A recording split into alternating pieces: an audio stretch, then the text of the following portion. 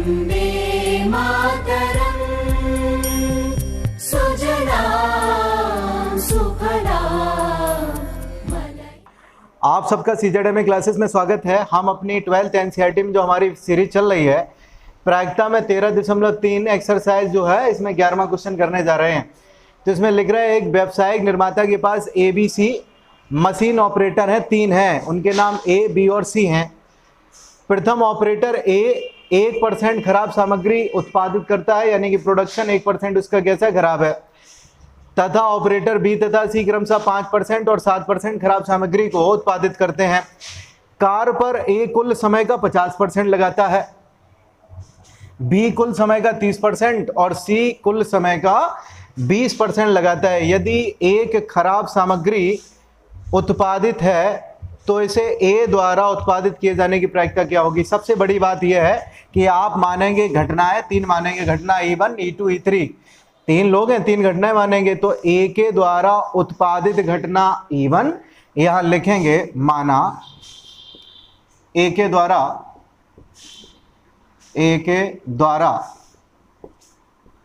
उत्पादित सामग्री को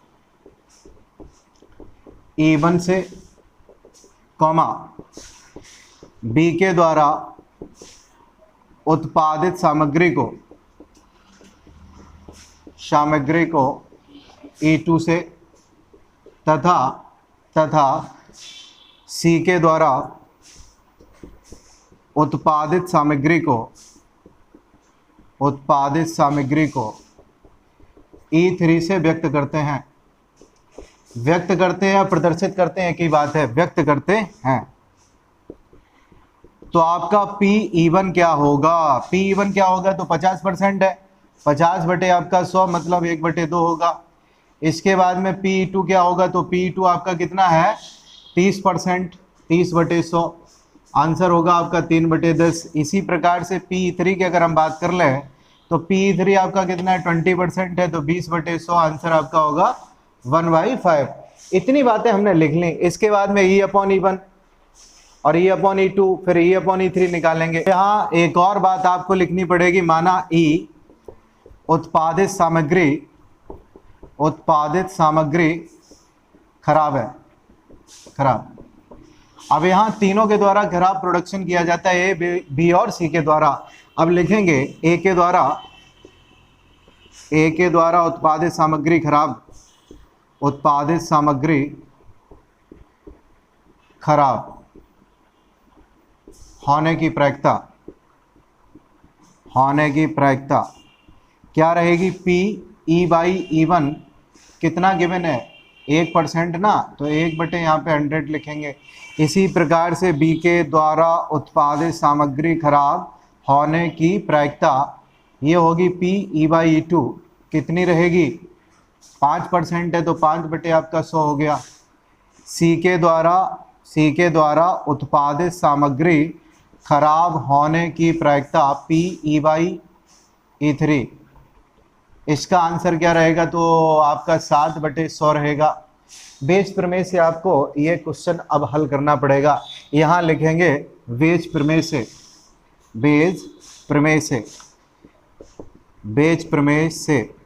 अब बेस प्रमेय से आप आगे और क्या मेंशन करेंगे, आप मेंशन करेंगे A द्वारा उत्पादित किए जाने वाली जो सामग्री है वो खराब है। A द्वारा उत्पादित की गई सामग्री खराब है। तो इसकी प्रायिकता जो होगी, प्रोबेबिलिटीज़ जो होंगी, यानी कि पॉसिबिलिटीज़ जो है, संभावनाएं जो है वो क्या होंगी, तो आंसर आपका ये रहेगा P/E1 इंटू P/E1। इसके बाद में क्या होगा, P/E1 इंटू P/E1 ये लिख दिया, प्लस P/E2 इंटू P/E2। इसके बाद में P/E3 इंटू P/E3।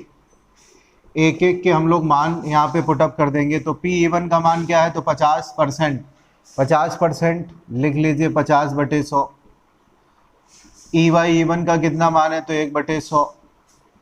अपॉन में आप दूसरे मान लिख लीजिए, ये आपका वही है 50/100 गुणे 1/100। E2 का मान कितना है 30 है, तो 30/100 गुणे E/E2 का मान आपका कितना है, तो 5/100। इसके बाद में आपका P3 कितना है 20/100। E/E3 आपका कितना है, तो 7/100। आप क्या करेंगे, 100 गुणे 100 प्रत्येक पद के पास है, यहाँ भी और यहाँ भी और ऊपर भी आपका 100/100 दो बार लिखा है, यानी कि 100 गुणे 100 दो बार है। एक काम करिए, 100 गुणे 100 को आप कॉमन ले लीजिए। जैसे ही आप कॉमन लेंगे तो व्यवस्था हमारी क्या बनेगी, वैल्यूज़ जो होंगी वो कुछ ऐसी रहेंगी। 50 आ जाएगा, अपॉन में 50 गुणा 1 50, बाकी की वैल्यूज़ क्या होगी, कैंसिल आउट होंगी।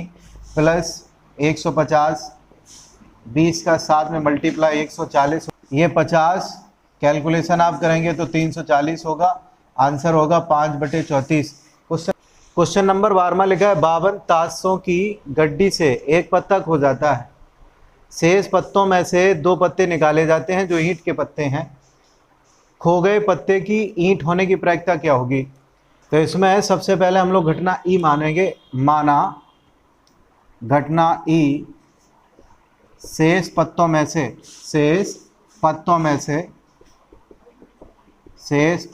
से ईंट के शेष पत्तों में से निकाले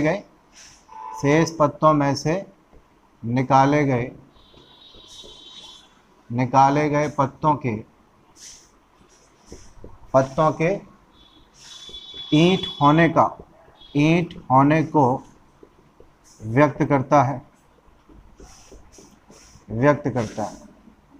अब घटना आपकी दो बनेगी। पहली घटना E1 क्या रहेगी, घटना E1 हमारी रहेगी निकाला गया पत्ता ईंट का हो। दूसरी रहेगी शेष पत्तों में से निकाला गया पत्ता। पहली घटना निकाला गया पत्ता ईंट का हो, और दूसरी घटना कौन सी रहेगी कि निकाला गया पत्ता हमारा ईंट का ना हो। तो लिखेंगे घटना E1 निकाला गया पत्ता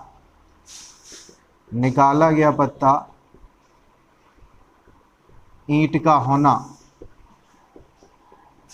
और घटना E2 निकाला गया पत्ता ईंट का ना होना व्यक्त करता है। अब लिखेंगे क्या, तो P/E1 क्या रहेगा। सबसे पहले हम लोग निकाल लेते हैं N/E1, मतलब घटना E में कितने नंबर होंगे, कितनी संख्या होंगी। तो आप जानते हैं ईंट के जो पत्ते होते हैं वो केवल 13 होते हैं। 13 आपके टोटल कितने होते हैं, जब आप प्रोबेबिलिटी आप निकालेंगे 13 बटे आपको 52 करना पड़ेगा। मतलब ये हुआ कि 1/4 लिखना पड़ेगा। इसके साथ साथ में N/E2 आपका कितना होगा, N/E2 कितना होगा, बड़े ध्यान से समझिए। अब शेष कितने रह गए, 13 तो आपकी ईंट के थे, शेष कितने रह गए, तो शेष आप लिखेंगे 52 - 13, मतलब ये हुआ कि ये आएगा आपका 39 आएगा। अब 39 में से पता नहीं कौन सा निकल आए, पान का हो सकता है, चिड़ी का हो सकता है, हुक्म का हो सकता है, कोई भी हो सकता है। अब यहाँ आप लिखेंगे P/E2 = 39/52, मतलब ये है 13 × 39, 13 × 4 = 52। अब इसके बाद में E/E1 आप लिखेंगे। E/E1 में बड़ी तसल्ली से आपको लिखना पड़ेगा कि एक पत्ता जो निकाला गया है, उसने कहा है कि एक पत्ता जो खो जाता है या निकल गया है, एक पत्ता जो खो गया है वो अगर ईंट का है, तो आपकी प्रायिकता क्या रहेगी, P/E1 12C2/51C2। इसके बाद में जो खोया हुआ पत्ता है वो क्या रहे, ईंट का न रहे, तब आपकी प्रायिकता होगी 13C2/51C2। किस प्रकार से हम लोग क्या लिखेंगे, खोया हुआ पत्ता ईंट का है।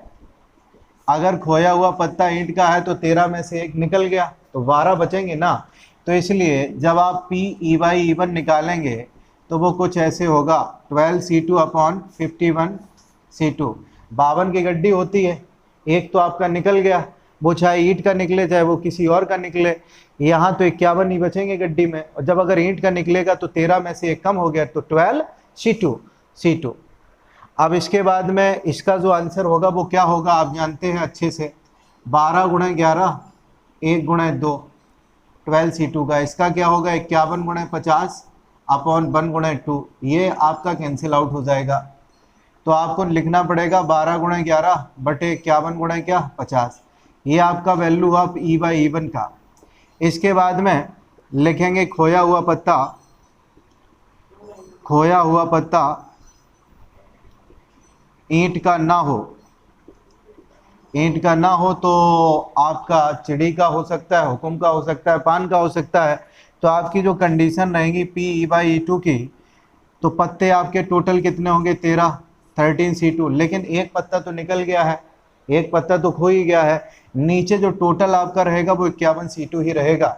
अब यहाँ जो आंसर होगा 13 गुणे आपका क्या 12 1 गुणे 2, यहाँ लिखेंगे 51 गुणे क्या 50 अपॉन 1 गुणे 2, ये कैंसिल आउट हो गया। तो आंसर होगा 13 गुणे 12 अपॉन 51 गुणे क्या 50। अब इसके बाद में बेस प्रमेय लगाएंगे। बेस प्रमेय से क्या होगा, तो बेस प्रमेय जैसे ही आप अप्लाई करेंगे, बेस प्रमेय जैसे ही अप्लाई आप करेंगे, आपका आंसर आ जाएगा। बेस प्रमेय से लिखा क्या जाता है, तो यही लिखा जाता है खोए गए पत्ते का ईंट होने की प्रायिकता। तो बेस प्रमेय से यही आप कोष्टक में लिख दीजिए, हम डायरेक्ट लिखेंगे। अब होगा ये PE1 इंटू PE/E1 अपॉन में आप क्या लिखेंगे PE/E1। कई बार हम बता चुके हैं फॉर्मूले को। इधर होगा E2 इंटू PE/E2। E1 का वैल्यू आपका क्या है, तो PE1 का वैल्यू आपको अच्छे से याद है, आपने लिखा था 13/52 मतलब 1/4। अब इसके बाद में यहाँ E/E1 का अभी हाल हमने मान निकाला था, क्या निकाला था, तो आपने लिखा था 12 C2 अपॉन 51 क्या C2 लिखा था। तो इसका मतलब ये हुआ, ये होगा 12 गुणे 11 अपॉन में होगा 51 गुणे क्या 50। अब इसके बाद में आपकी जो वैल्यूज है बाकी की उनको लिख लेते हैं। यहाँ वही रहेगा 1/4 गुणे 12 गुणे 11 51 गुणे 50, प्लस का यहाँ निशान लगाइए, ये होगा 13 गुणे, ये आपका 3/4 था, E2 3/4 था, और ये आपका वैल्यू है 13 गुणे 12 अपॉन 51 गुणे क्या 50। आप सब जगह से देख रहे हैं 51 गुणे जो 50 है, दोनों जगह से आपको निकाल लेना है, और 4 भी निकाल लेंगे। जब इतनी वैल्यू निकाल लेंगे तो आपका बचेगा कितना, तो आपका बचेगा ऊपर 12 गुणे 11। एक काम और करिए, 12 भी निकाल लीजिए। जब 12 निकाल लेंगे ऊपर बचेगा क्या 11 अपॉन में क्या बचेगा, यहाँ ऊपर से 12 निकल गया, कैंसिल कर दिया हमने, 11 बचा। 4 गुणे 51 गुणे 50 हर एक से बाहर निकालोगे तो सभी कैंसिल आउट हो जाएंगे। प्लस का निशान लगाइए, यहाँ 3 है तो 3 आपने लिख लिया। इसके साथ साथ में आपका क्या बचेगा 13 बचेगा, 12 भी आपने निकाल लिया। तो कैलकुलेशन अब सिर्फ इतनी है कि यहाँ 11 लिखा है, ये 11 + 39 है। 11 में जब आप 39 को आप जोड़ेंगे तो आपका कितना होगा 50 होगा। तो आपका आंसर क्या रहने वाला है 11/50।